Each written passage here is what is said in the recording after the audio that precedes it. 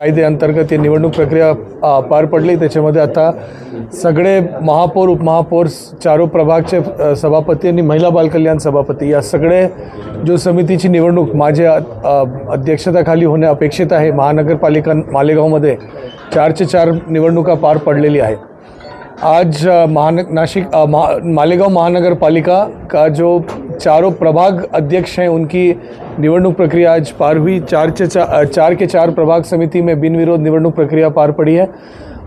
इसमें अभी जो जितने मेरे अध्यक्षता में जो निवडणूक प्रक्रिया यहाँ पे मालेगांव महानगरपालिका में पार पड़ना अपेक्षित था, 7 कुछ सारे निवडणूक प्रक्रिया पार पड़ी है। महिला बाल कल्याण अध्यक्ष और उपाध्यक्ष, हमारे इसके स्थायी समिति के चेयरमैन, उसके साथ महापौर उपमहापौर और उसके साथ साथ अभी चारों प्रभाग, तो सारी निवडणूक प्रक्रिया यहाँ पे बिल्कुल शांतता से हो गई है। और मैं महानगर पालिका मालेगांव को बहुत बहुत शुभेच्छा देता हूँ कि आगे का जो कार्यकाल हो सबका अच्छा हो, जनते का अच्छा सेवा हो और मालेगांव शहर और नासिक जिला, महाराष्ट्र राज्य और भारत देश को आगे ले जाने में बहुत बहुमूल्य योगदान सारे लोग करें। सर, थोड़ा सा पंचायत समिति का एक सवाल ये था कि आज आपके ऑफिसर ने बड़े पैमाने पे रेत के जो ये पकड़े हैं तो वो कितने हैं और उस पर क्या कार्रवाई? नहीं, इस पर एक महापौर मैडम स्वागत है आपका। कहाँ गए?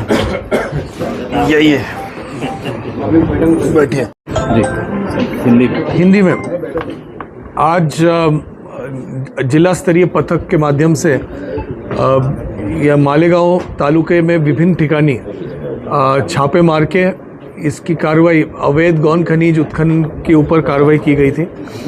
आदरणीय महसूल मंत्री महोदय ने पिछले हफ्ते में नासिक में एक बैठक ली जहां पर मालेगांव तालुका, मैं या अभी शहर और ग्रामीण दोनों एकत्र करके बोल रहा हूं, मालेगांव तालुका में जो डिस्ट्रिक्ट मिनरल फाउंडेशन का फंड है वो बहुत कम मात्रा में जमा हुआ है। इस पर चिंता व्यक्त की और उसके वजह से जो विकास काम डीएमएफ अंतर्गत हो सकता है, बिकॉज जो तालुके में उत्खनन होता है उसी तालुके में उसका खर्च करना पड़ता है। इनफैक्ट जो क्षेत्र में होता है, अगर आपके शहर के अंदर उत्खनन हो रहा है तो आपके शहर में ही वो पैसा खर्च होता है, एक तालुके का फंड दूसरे तालुके में नहीं जाता। तो जिस तालुके का फंड है वहीं पर उसका खर्च करना अपेक्षित होता है। तो बहुत कम मात्रा में मालेगांव में था। जैसे अगर हम विचार करें तो सिन्नर में 8 कोटी था, मालेगांव में उसके तुलने में बहुत कम था। तो इस पे चिंता व्यक्त की। मालेगांव में बड़े पैमाने पे बांधकाम व्यवसायित हो रहे हैं, उसके साथ साथ वाड़ू यहाँ पर गिरना नदी होने की वजह से उपलब्ध है। तो यहाँ पे अवैध गौन खनिज के तकरार भी टाइम टू टाइम आते रहते थे। तो इसी बारे में आदरणीय दादा भूसे साहब हों, आदरणीय बावनकुले सर हों, उन्होंने ऐसे निर्देश दिए कि स्ट्रॉन्ग कार्रवाई करनी चाहिए। तो इसी के बदौलत जो हमारे जो जिला स्तरीय पथक है, तो हमने सिन्नर और इधर अदर तालुके से वहाँ से पथक भेजी। वहाँ के तहसीलदार के नेतृत्व में एक टीम आई और उन्होंने कुछ जगहों पे छापे मारे जहाँ पर कुछ वो डिटेल्स वो आपको बता पाएंगे कि एग्जैक्टली कितने हैं। तो वहाँ पर जो भी मिला है उस पर जो हमारा जो गौन खनिज कायदा है 48 का सेक्शन है, कलम है, उसके अंतर्गत कार्रवाई की जा रही है। और जो भी दंडात्मक कार्रवाई अपेक्षित है वो करने की स्पष्ट निर्देश आदरणीय मंत्री महोदय भूसे साहब हो, आदरणीय बावनकुले सर हो, सबके तरफ से उपलब्ध है। तो इस पर कार्रवाई की जा रही है। और एक और चीज़ जो आज यहाँ पर चर्चा करते हुए विभिन्न अधिकारियों से, यहाँ के पदाधिकारियों से चर्चा करते हुए समझ में आया कि इसकी सिस्टम हमको मालेगांव में बैठानी पड़ेगी, जिसकी वजह से जितने बिल्डिंग परमिशंस निकलते हैं उसके लिए जो उत्खनन होता है, उसके लिए जो वाड़ू लगती है, वो लोगों को वैध तरीके से उपलब्ध हो और कोई भी प्रकार के अवैध धंधे को मतलब वहाँ पर एक मौका भी किसी को ना मिले कि अवैध धंधा इस पे हो सके। इसका मूल उद्देश्य यही है कि कोई भी प्रकार का वैध धंधा अगर हो रहा हो तो लोगों के लिए भी अनुकूल होता है। कोई भी सरकार का भी, महानगर पालिका का भी जो विकास निधि है उसमें कोई भी प्रकार का नुकसान नहीं होता है। और इसका तो ठेठ फ़ायदा, ये जो माइनिंग का फंड होता है उसका ठेठ फ़ायदा जो है वहाँ स्थानिक लोगों को होता है, बिकॉज वो फंड जाता है डिस्ट्रिक्ट मिनरल फाउंडेशन में, डीएमएफ करके एक फ़ंड होता है। और उसमें कुछ ज़िले जैसे हमारे चंद्रपुर जैसे ज़िले हों, वहाँ 400-400 करोड़ रुपए जमा होते हैं। और नासिक में भी उसकी मतलब उसके तुलने में 40 करोड़ ही जमा होते हैं।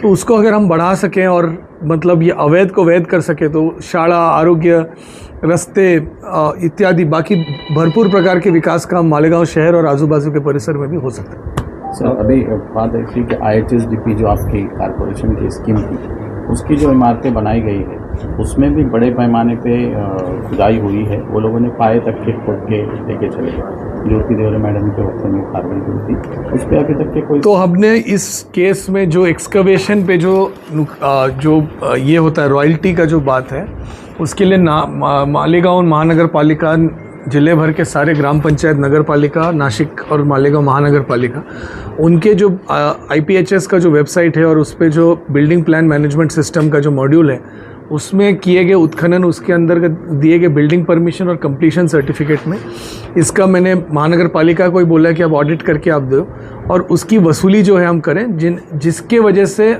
इस वसूली का सबसे बड़ा फ़ायदा है कि उसी परिसर में रास्ते, बिकॉज वो एक रीजन डिफाइंड है, तो मालेगांव शहर में जो भी DMF मिलेगा वो मालेगांव शहर में ही खर्च होगा। उसमें मतलब रोड, स्कूल्स, हॉस्पिटल, इस प्रकार के जो चीज़ हैं वो हम डेवलप कर सकते हैं और उसको और उम्दा कर सकते हैं, उसको और अच्छे तरीके से चला सकते हैं। तो DMF पे हमें काम करने की ज़रूरत है, इस पे सिस्टम बैठाने की ज़रूरत है। मालेगांव में मुझे और ज़्यादा आना चाहिए, मतलब यहाँ पे ऑलरेडी एडिशनल कलेक्टर है, परंतु और रेगुलरली आने की मैं कोशिश करता हूँ, परंतु और बाकी ज़िले में और बैठक वगैरह की व्याप्ति जास्त होने की वजह से नहीं आ पाया। बट मैं अगले 10 दिनों में इधर आके इसके बारे में महानगर पालिका के आयुक्त साहब से भी बात हुई है, तहसीलदार प्रांत, अपर जिलाधिकारी से भी बात हुई है। इसका हम लोग सिस्टम यहाँ पे और अच्छा और उम्दा करने की कोशिश करेंगे। सर क्या नगर पालिका बहुत जोरों से सरकार का जो प्रोग्राम है कि अतिक्रमण नहीं होना चाहिए वो बहुत अच्छे तरीके से कर रही है पिछले 8 दिन से, तो कलेक्टर एज ए कलेक्टर आपकी तरफ से, मेरी तरफ से सारे जो अतिक्रमण धारक हैं उनको मेरी यही विनती रहेगी कि जो लोगों ने अतिक्रमण कर रखा है, अगर महानगर पालिका या बाकी संस्थान अतिक्रमण हटाते हैं तो जब JCB चलता है नुकसान आपका ही हो जाता है। तो मेरी यही गुजारिश रहेगी कि अगर आप लोग वॉलंटरीली हटा लें अतिक्रमण, JCB आने के पहले ही आप हटा लें, नोटिस सबको जा चुकी होंगी, कोर्ट में भी कुछ लोग गए होंगे, वहाँ पे भी रिलीफ वगैरह मिला होगा, कुछ लोगों को नहीं मिला होगा। तो अगर लोग वॉलंटरीली हटा लें अतिक्रमण तो वो सबसे फ़ायदेशीर होता है, क्योंकि मटेरियल का जो नुकसान कभी कभी अतिक्रमण हटाने में हो सकता है उसका नुकसान नहीं होता है। अतिक्रमण जब हटता है तो सीजर्स होते हैं, वो मटेरियल मालेगांव महानगर पालिका के पास आता है, वो ऑक्शन वगैरह करते हैं कभी कभी। तो मेरी इसमें गुजारिश यही रहेगी कि जो भी अतिक्रमण धारक हैं उनको मेरी यही गुजारिश है कि आपन वॉलंटरीली काढून घ्यावा, आप खुद ही हटा लें और स्व इच्छा से हटा लें, तो इससे सबका फ़ायदा होता है। और इसके लिए मालेगांव महानगर पालिका को पुलिस की, प्रशासन, जो इतर विभाग है, PWD और इतर सारे विभाग हैं, उनके तरफ से जो भी मदद महानगर पालिका को चाहिए हम करेंगे। परंतु अतिक्रमण मुक्त शहर स्वच्छ शहर होता है, अपघात मुक्त शहर होता है और लोगों को भी हेल्पफुल रहता है कि कोई भी प्रकार का अतिक्रमण ना हो और कोई भी संस्थान, कोई भी रास्ता, कोई भी बिल्डिंग, कोई भी जगह पर अतिक्रमण ना हो। मेरे सबसे यही गुजारिश रहेगी कि अतिक्रमण आप खुद ही हटा लें। और मालेगांव में तो पुनर्वसन का भी काफ़ी, जो कुछ अतिक्रमण के जो बड़े केसेस हैं उसमें तो पुनर्वसन की भी इन्होंने नियोजन कर रखी है, उसमें वो आगे जाके स्थानिक विषय स्थानिक स्तर पर छुड़ाने का प्रयत्न करें। सर रॉकेल का क्या नियोजन है? रॉकेल का जो नियोजन है, हमने सारे डिस्ट्रिक्ट के लिए रॉकेल का जो कोटा लोक संख्या के अनुसार हमने बांट दिया है। रॉकेल अब आना शुरू भी हो गई है। रॉकेल की जो वाटअप है, जो गरीब कुटुंब है उनको हम लोग ऑलरेडी कर रहे हैं। मेरी सबसे यही गुजारिश रहेगी कि जो भी लोगों को रॉकेल लगता है, अपने रास्तधान दुकान, जिसको राशन की दुकान कहता है, आप उनसे संपर्क करें, अपने राशन कार्ड पे रॉकेल ले सकते हैं। प्रति राशन कार्ड कितना? रोड पे जो हेवी गाड़ी जा रहे हैं, हेवी गाड़ी। मैं पत्रकारों से पहले बात कर लेता हूँ, फिर नगर सेवकों से, और उसके बाद वाटअप। देखिए अभी आना शुरू हुए हैं, कुछ ट्रक्स आए हैं, कुछ वो जो ये होते हैं ना हमारे ये जो टैंकर्स, वो आए हैं और कुछ आ रहे हैं।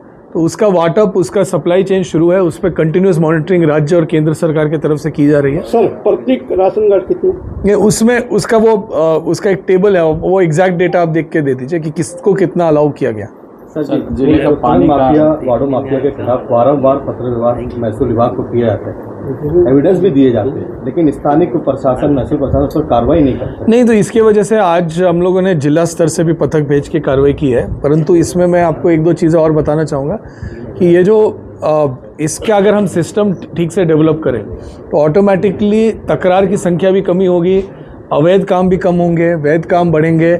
उससे सबसे बड़ा फ़ायदा जो है मालेगांव शहर को और ग्रामीण भाग को सबसे बड़ा फ़ायदा होगा, क्योंकि इसके वजह से आपके स्कूल्स में जो छोटे बड़ी चीज़ें हैं, स्कूल्स की क्लासरूम्स की दुरुस्ती, हॉस्पिटल्स की दुरुस्ती, उसके लिए निधि उपलब्ध होगा। इसका प्राधान्य गाभा क्षेत्र उसमें है।